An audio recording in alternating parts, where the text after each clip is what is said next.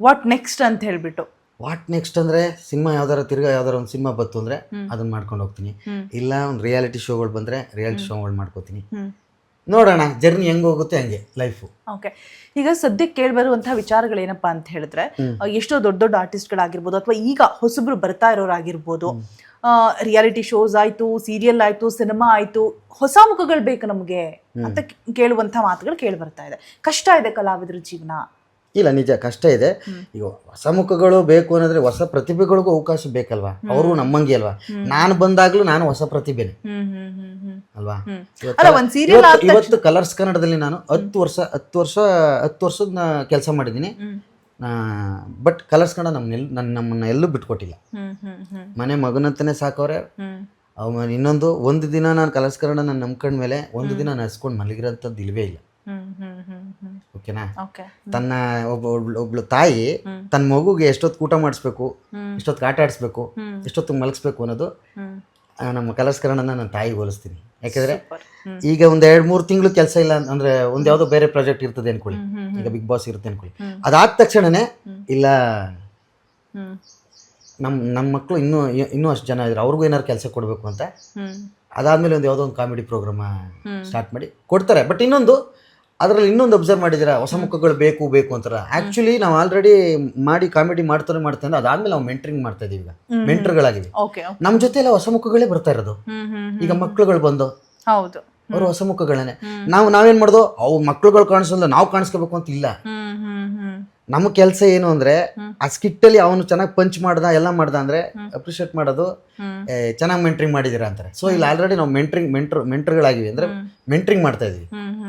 ಈಗ ಹೊಸ ಮುಖಗಳು ಈಗ ಒಂದು ಸೀಸನ್ ರೇಷ್ಮೆ ಅವರೆಲ್ಲ ಬಂದ್ರು, ಮತ್ತೆ ಇನ್ನೊಂದು ಸೀಸನ್ ನಮ್ಮ ತಾರಕು ಅವರೆಲ್ಲರೂ ಬಂದ್ರು. ಅವರೆಲ್ಲ ಹೊಸ ಮುಖಗಳೇ. ಅವ್ರಗಳಿಗೆ ನಾವು ಗೈಡ್ ಮಾಡಿ ಹೇಳ್ಕೊಟ್ಟು ಅವ್ರಿಗೆ ಸಪೋರ್ಟ್ ಆಗಿ ಹಿಂದೆ ನಿಲ್ತಾ ಇದೀವಿ ಹೊರತು ನಾವೇ ಕಾಣಿಸ್ಬೇಕು ನಾವು ಯಾವತ್ತೂ ಮುಂದೆ ಬಂದಿಲ್ಲ. ನಿಮ್ ದೊಡ್ಡ ಗುಣ ಬಿಡಿ ಅದು. ಅಲ್ಲ, ಇನ್ನೇನು ಅದು ಕಾನ್ಸೆಪ್ಟ್ ಇರೋದೇ ಆ ರೀತಿ ಅಲ್ಲ. ಆ ಕಾನ್ಸೆಪ್ಟ್ ನಾವು ಬೆಲೆ ಕೊಡಬೇಕು. ಹಂಗಾಗಾದ್ರೆ ನಾನು ಕಾಣಬೇಕು ಅನ್ನೋದ್ರೆ ಅವ್ರನ್ನ ಸೈಡ್ ಹೊಸ ಮುಖಗಳು ಕಾಣಿಸ್ತಾ ಇಲ್ಲ, ನಾನೇ ಕಾಣ್ತಿರುವೆ. ಅದು ನನಗೆ ಬರೋದು ಇಲ್ಲ. ಏನಕ್ಕೆ ಅಂದ್ರೆ ನೀವು ಬಂದಿದ್ದೀರಿ ಅಂದಮೇಲೆ ನೀವೊಂದು ಇವ್ರನ್ನ ನನಗೆ ಕೊಟ್ಟವ್ರೆ, ಟ್ರೈನ್ ಮಾಡಿ ಇವ್ರನ್ನ, ಇವ್ರ ಹತ್ರ ಕಾಮಿಡಿ ನೀನು ತೆಗಿಬೇಕು ಅಂದ್ರೆ ನಾನು ನಿಮ್ಮ ಹತ್ರ ಕಾಮಿಡಿ ತೆಗಿಕ್ ಮಾತ್ರ ಗಮನ ಕೊಡೋದು.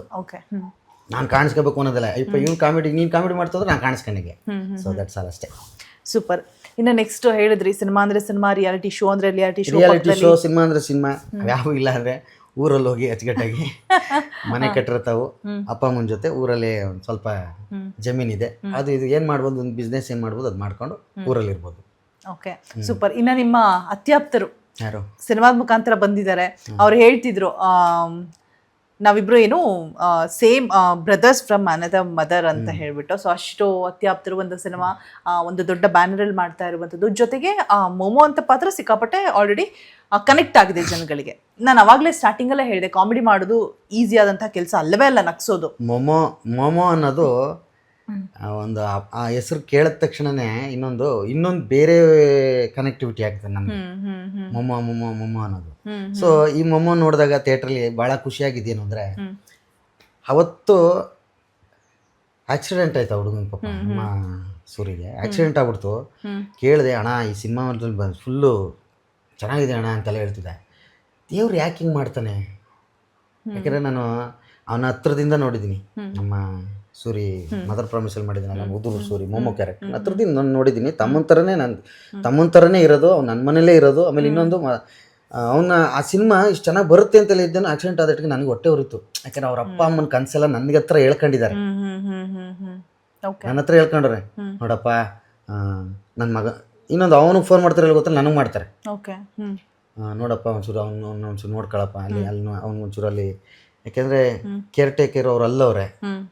ಇಲ್ಲಿ ಇವನು ಜವಾಬ್ದಾರಿ ಅಂತಲ್ಲ, ಇವ್ನು ಚೆನ್ನಾಗಿ ನೋಡ್ಕಪ್ಪ, ಜೊತೆಲಿ ಇಸ್ಕಪ್ಪ ನಿನ್ನ ಜೊತೆ ಅಂತ. ಸರಿ ಆಯಿತು. ಅದಾದ್ಮೇಲೆ ಇನ್ನೊಂದು ಅವನು ನನ್ನ ಹಂಗೆ ನೋಡ್ಕೊತಾನೆ. ಅದಾದ್ಮೇಲೆ ಇನ್ನೊಂದು ಕೆಲವಷ್ಟು ನನ್ನ ಜೊತೆ ನನ್ನ ತಾಯಿ ಹೇಳ್ಕೊಟ್ಟಿರೋದು ಒಂದೇ ಪದ, ನೀನು ಹಸ್ಕೊಂಡಿದ್ರು ನಿನ್ನ ಸುತ್ತ ಇರೋರು ಮಾತ್ರ ಹಸ್ಕೊಂಡಿರ್ಬಾರ್ದಕ್ಕಲ್ಲ ಸೂಪರ್ ಅಂತ ಹೇಳಿರೋದು.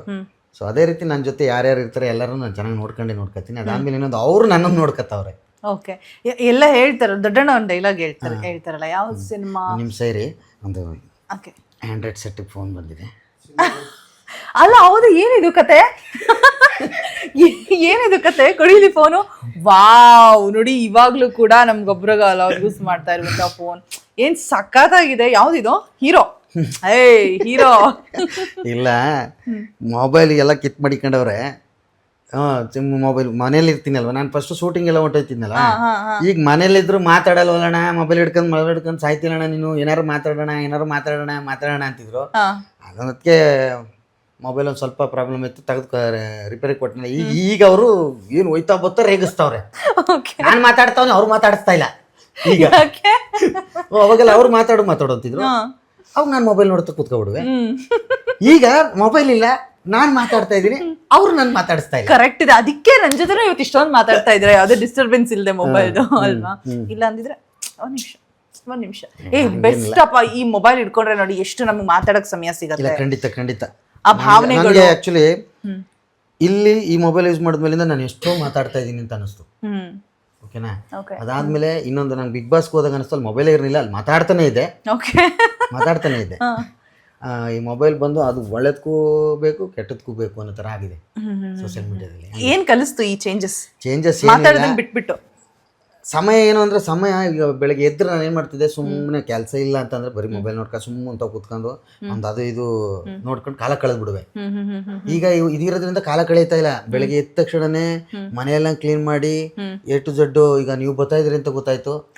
ನೀವೇನ ಕ್ಲೀನ್ ಮಾಡಿರೋದೆಲ್ಲ? ಇಲ್ಲ, ನಮ್ಮ ಹುಡುಗನು ನಾನು ಇಬ್ರು ಸೇರಿ ಕ್ಲೀನ್ ಮಾಡ್ದೋ.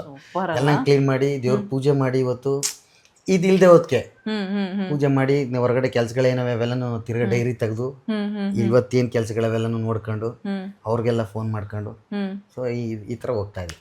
Super duper fantastic.